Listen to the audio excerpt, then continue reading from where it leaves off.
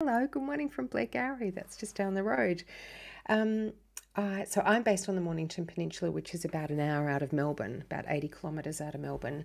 And this morning it is a beautiful autumn morning with that gorgeous light that you get in autumn, which I imagine is exactly the same in the northern hemisphere. That the light is a bit lower and everything feels as though it's moving. And good morning from all sorts of places around the world. Thank you.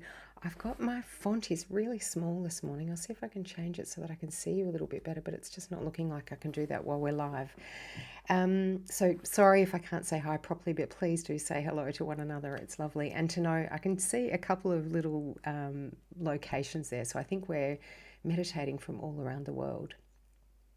I was talking about the autumn light when I went out for a walk this morning. I feel very appreciative of this time of year and how the light changes. And somebody pointed out to me that one of the things that we can begin to notice at this time. So in Australia, we are in this part of the year equinox, the autumn equinox, which means that our days are now starting to get shorter, and we're moving from yang energy into yin energy, and I really love that. It was actually a yoga teacher who was talking about that. So moving from that sort of busy energetic pace that we have in summer to something feels a little bit more still. It's the opposite for you guys in the northern hemisphere, I know that, but I can just see Daphne's note there that says, happy that you made it this time. I'm happy you made it as well. Thank you. So for you, the shift is the opposite. You're going from the winter energy into spring, and things are starting to come to life again. So wherever we are, I think just noticing the season outside is a helpful place to begin. And then today we're going to be talking about finding inner calm. And each week, as I'm approaching the topic, I think about the aspect of this topic that is calling my attention most at the moment. And what I discovered for me is it's that of overwhelm. So the word that came to me as I was reflecting on what I'd talk to you about today is overwhelm. And partly because of, we start with the big picture, the global thing, that sense of overwhelm, and we touched on this last time we talked, of what's going on in the world, and for those of us in Australia, what's been happening, the flooding that's been happening in the northern part of our east coast. There's a lot to take in, and I think we can feel really flooded is actually a good word. We can feel flooded with the emotions when we start to consume too many news stories, and then we feel a bit lost as to how we can help. So the overwhelm can start right out there. Then we can feel overwhelmed in our personal lives with, for example, family members who are having difficult time, but in our own lives, if we've got too many things to do, or too many different parts of our lives that are calling for our attention at the one time. And I've experienced a bit of this lately. I've had numerous family members who've had things going on where I've felt a bit pulled, to help everyone. And also in my own work, I created a new course this year, and it's been quite a lot of technical work as well as a lot of writing. So all of a sudden I felt like what I'd anticipated didn't eventuate. I anticipated having some time on my hands to get things done, and it turned out that I didn't have much time at all because I was needed by family members. And this sense of overwhelm that really begins to flood me makes me feel as though, firstly, I don't know where to start. And then when I do try to get started on tasks, I can feel if I'm feeling stressed. And by the way, even when you've meditated like I have for nearly 30 years, unfortunately, you do still get stressed sometimes. I wish I could say I never get stressed. Are you guys okay? Can you hear? You're saying no sound here. Not sure the practice has started. Sorry, Susan. Has everyone else got audio? I think you do. I think you're okay. Yes, you're all right. Sometimes it happens. Sometimes some people, if you can't hear, it's going to be hard for me to tell her that because she can't hear me and I don't have my keyboard handy. But if this ever happens to you that you can't hear, log out and log back in. It can be something to do with your device. So back to what I was talking about, that feeling of overwhelm can happen for all of us. So that's the sort of middle level, if you like. And then the closer part of overwhelm occurs when we feel so consumed, usually by those things out there and the things in the middle, that we overwhelm ourselves with emotion such as self-criticism, or the anxiety floods us so much that we can't see the wood for the trees. And so today's practice is really going to be about just helping to slow everything down, helping to get us back to that feeling that we are grounded and present, because the antidote to all of this really is being back in the present moment, which is just the most core principle of mindfulness, coming back to the present moment. What happens when we're overwhelmed, by the way, at a physiological level, is that the amygdala goes into overdrive and our bodies get flooded with stress hormones such as cortisol and adrenaline. And in that state of stress, we actually lose perspective. It's as though our vision narrows and we can only see the small things. We're less able to, we get very consumed by our own experience, actually. We're less able to problem solve. We're less adept at reading other people's emotions. So it means that we're not as skilled at being empathic. Also, with those hormones in our system, we are more likely to act defensively, or we're more likely to be irritable. We're more likely to be snappy. So none of those things help. And in fact, they then often add to our sense of overwhelm by causing, other problems in and of themselves. So when we think about the antidote is firstly mindful awareness, just pausing for a minute and thinking about where the overwhelm is showing up in your life at the moment.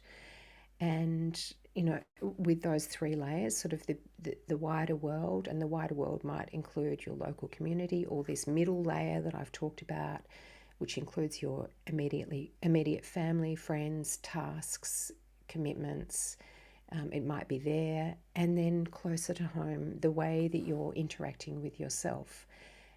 And also I want to say the way that you're interacting with yourself might be recognizing, for example, experiences of grief if you've had a recent loss, working through trauma, for example. But we don't want to go to the really strong emotions in our meditation, because particularly if you're not working with a therapist at the moment, they can be a bit too much for us to handle, and can be we can exacerbate the problem. So we don't want to do that, but we want to think about just the immediate things that you are aware of that feel as though maybe you can interact with them a little bit differently. And that's really where we're going to go in the meditation. So I can see there that Susan says it's sorted. I'm so glad. Thank you guys for helping. I could see little notes popping up, and it's lovely to feel that we're part of this community and we can help one another. So we're just, as I said, we're just going to go into the meditation. I think it's probably the best way for us to understand this. But after the meditation, you may want to spend a bit of time journaling and reflecting on, what does this bring up for you? And so once we, sorry, I'll just go back for one step before we go into the meditation. What I was saying was that mindful awareness is the first point. We want to come back to the present moment and notice what's happening for ourselves. And then we want to use the basic principles of mindfulness, which is really arriving back in the present moment, noticing and allowing for the experience, not resisting in any way. So non-judgment. And then from there, we're more able to choose mindful action, which is more skilled. And so just at a really practical level, and I won't do the practical stuff in the meditation, at a really practical level, it might be thinking about what would serve me better.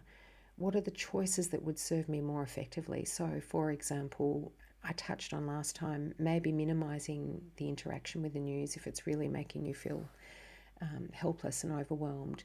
But it could be also choosing peaceful activism in some way. So being an activist for peace, or writing a letter to somebody about a concern that you have in the wider world. So when I say somebody, I mean, for example, to your local government member or whoever it might be, where you feel as though you're actually taking some action. It could be that you want to donate. It might be that you recognize that you can't help way out there, but you can help in your local community. You can contribute. You can offer loving kindness in a more effective way than what you're doing right now by volunteering, for example. At the family level, it might be, or your tasks level, it might be really simply taking some time and thinking about which person or which tasks are my priority right now, and recognizing that you actually can't get everything done immediately, and to put some of the things, and it could even be that you put them on a list and you put them over there and you say, I'll get to those, but today what I need to focus on is this. So this is very practical. We just bring our awareness back to what can we do? How can we contribute? How can we make a difference? Or in another way of putting it, what would mindful action look like? What often happens when we're overwhelmed or when we're flooded is that we want to, particularly when we're flooded with difficult emotions, we want to move away from those emotions. We want to numb them. And we can use things that are unhelpful to do that, such as, alcohol, or scrolling through social media for a long time and feeling afterwards that it hasn't energized you, it's depleted you, or it could be overindulging in foods that are not necessarily so great for your well-being. So just noticing the different ways that you feel that you want to numb when it gets difficult, and then thinking about what's an alternative that I can take, what's a mindful way of acting here that will move me in the direction of well-being, both mental and emotional and physical well-being. So that might be a way of helping you, just a really practical little guide. Thank you for those beautiful little hearts. Okay, so let's meditate together. I'm notoriously bad at keeping time when I meditate, so I'm going to try really hard to aim for 10 o'clock today. But if we go a bit over and you need to leave on time, whatever time it is in your part of the world, that's around about 15 minutes away, then I completely understand, and I'll see you back here in a couple of weeks. I haven't loaded the next session up yet, but I will do that after this one. I'm here every fortnight at the same time, so whatever time it is for you, you'll catch me here every fortnight. And I keep promising to add some workshops, and I will do that. I've just been a little bit busy lately, but that's hopefully coming to an end in the next 2 weeks, and I'll be able to focus a bit more. Thank you. That's Mark. Thanks so much, Mark. All right, let's meditate together, and as I said, I'll try and stick to around 15 minutes. So closing your eyes and bringing your awareness into the body.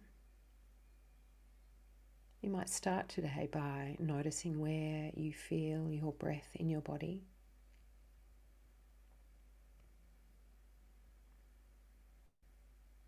If you have been feeling stressed or anxious, or there's been a lack of calm in your life, you might find that your breath is more shallow. So see if you can deepen your breath, taking it down into the bottom part of the lungs. You might even see if you can take it all the way down to the hips.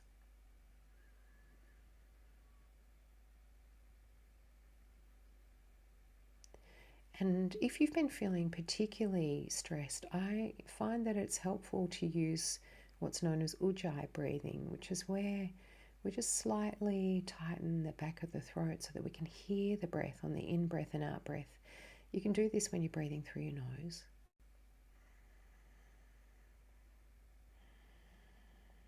So you'll just notice your breath as a slight sigh sound.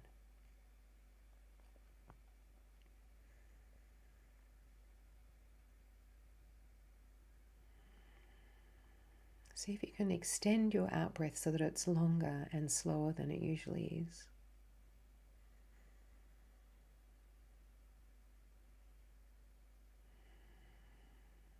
And just let your breath bring you fully into the present moment.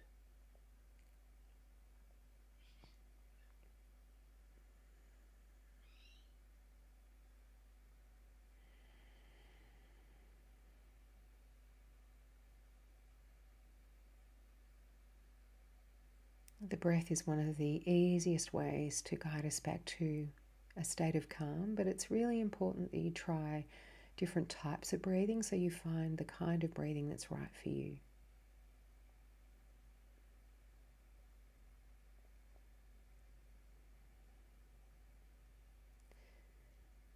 And now just notice the sounds that are in your environment, the sounds that are close by,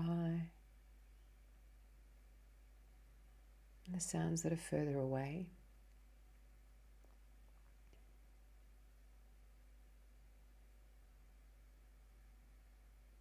And see if you're able to practice the art of non-judgment by just allowing the sounds to wash over you. Just one sound and another sound. Not feeling that anything needs to change, not resisting in any way.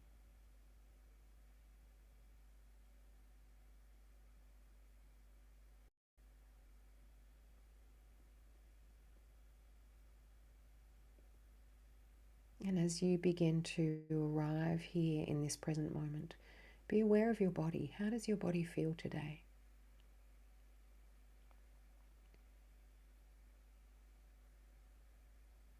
You might want to adjust your posture slightly so that your spine's a little more upright, but not holding the upper part of the body rigid, just bringing a little bit of alertness and aliveness to the body, while at the same time letting yourself sink into the chair. So this might feel like something of a contradiction. See if you can manage to let the body settle while also being aware of some vibrancy.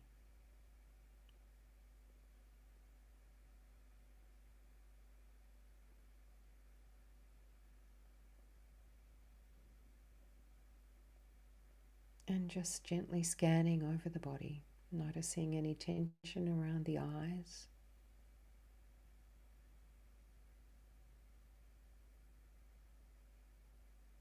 any tightness in the jaw,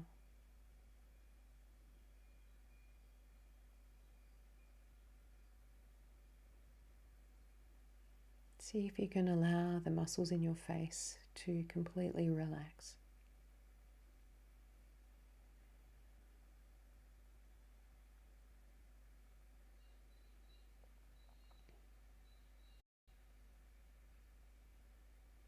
And softening through your neck and your shoulders.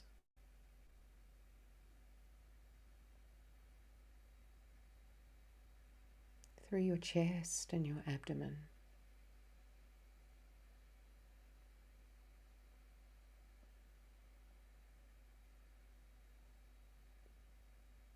Letting your arms and your hands relax.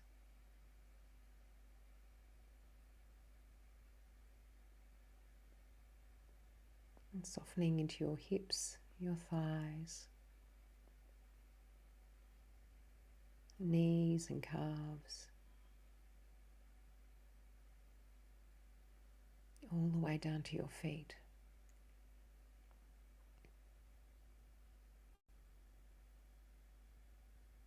And taking another couple of breaths, deepening the breath again. And with these breaths, just saying to yourself, I'm arriving here in this present moment.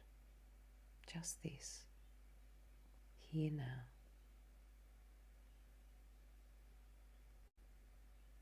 Just this. Here now.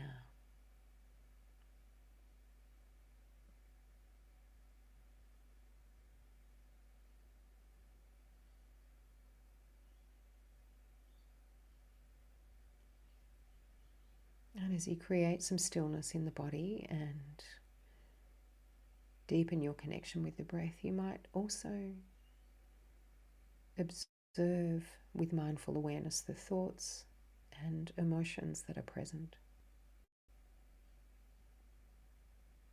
Just notice if there's been any overwhelm in your life lately.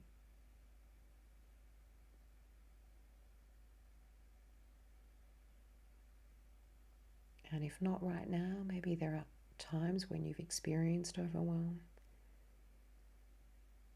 Just observe and reflect on the things that cause you to go into that state of feeling flooded.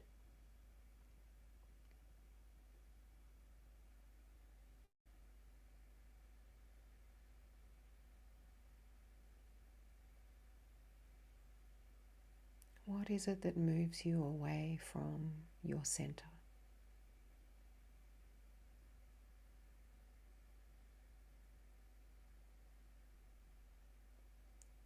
Maybe the worries of the wider world, concerns of friends or family, commitments at work or at home. Maybe the pressure that you put yourself under.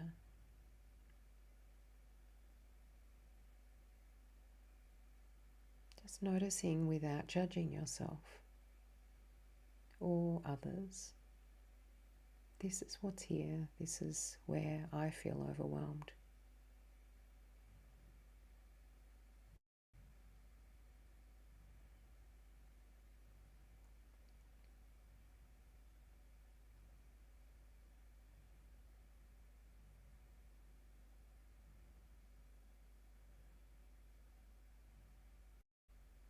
And as you continue to breathe deeply and make a stronger connection with this feeling of stillness and calm,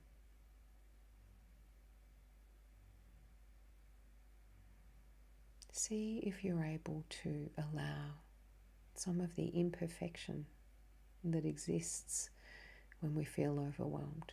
We feel that we can't fix everything or control things or be our best selves. Imagine you can just create space for that, allowing for the imperfection.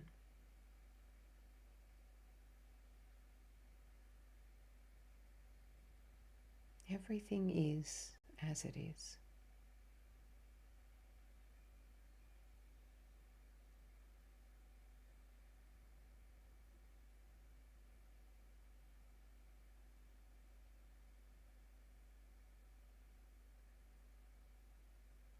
One of the greatest contributing factors to overwhelm is a desire to fix things or solve things, change things, do things. And the antidote is mindfulness, or being here in this moment, allowing everything to be just as it is and finding our way back to center.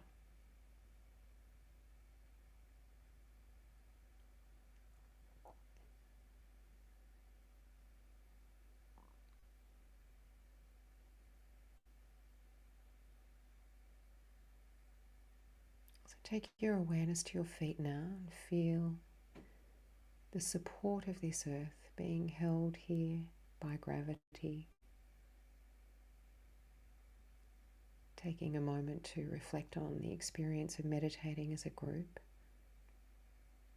The same ground beneath us, the same sky above us. United in our desire to create inner calm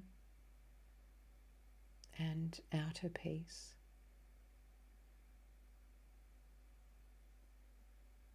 And recognizing that this peace begins with ourselves.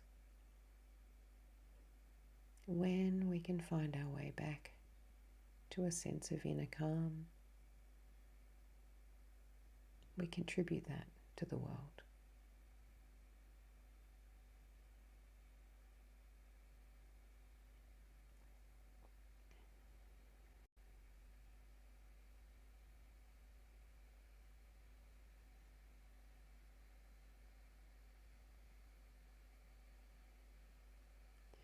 So let's finish today's practice with a message of loving kindness, extending this out to all members in the group, but also widely to those who are in places that aren't peaceful, those who are suffering in any way.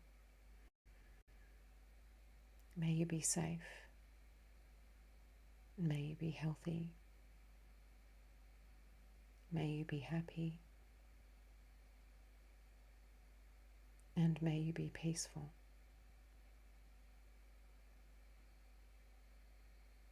Just feeling that energy in the group. And also remembering to take it in. May I be safe. May I be healthy. May I be happy. And may I be peaceful.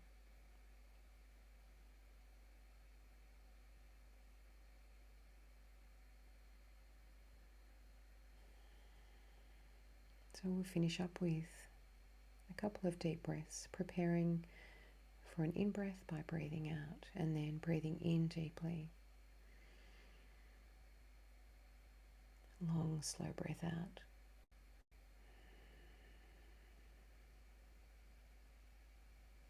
One more breath in and we'll breathe out through the mouth this time. With an audible sigh, just letting go of anything you no longer need. And bringing a bit of movement to your fingers and toes. So you might want to shake your fingers, shake your feet as well.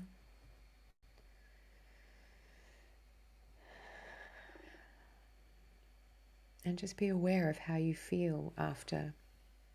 I made it on time today. After that was around 10 minutes of meditation, a little bit longer.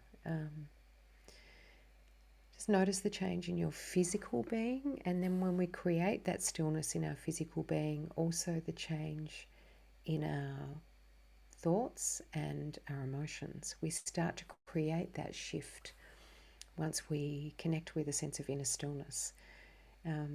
It's very important to regularly come back to this feeling of stillness. Just to do a body scan is going to make an enormous difference to your sense of inner calm. Either a body scan or a yoga nidra practice or a breath meditation. They're the basics of meditation, but they're just so helpful to create this feeling of inner calm. If you noticed in the meditation, I do want to say this and thank you for your thank yous. If you notice that you're feeling strong emotion or there's a lot of tension or anxiety going on, it's lovely notes. It's beautiful. It's so beautiful to meditate with you. I really love these, as you know. But if you're feeling those really strong emotions, physical movement can actually shift emotions. So even though it might sound crazy, shaking, really shaking your body when you stand up at the end of your meditation can help release any lingering emotion. Or dancing's really good. Singing's really good because it shifts our vocal cords and creates a change in the energy in the body. So physical practices really do help. And of course, things like yoga or Tai Chi or any of those physical meditation practices. Thank you, everyone. Thank you for being here and for your lovely notes and messages. I can just see them without my glasses on. Primal screaming is also good. I don't know how to do that, but maybe I should practice that at some stage. I will see you again in 2 weeks, and over that 2-week period, another practice that, of course, I love is loving kindness. If you're feeling really overwhelmed by what's going on in the world, I would encourage you to maybe just cut back your news watching and do practice loving kindness and offer love close by so that you're hopefully creating that ripple effect that flows out. Thank you everyone for joining me, and I hope you have a beautiful evening, afternoon, day, wherever you are, and I will see you again in a fortnight.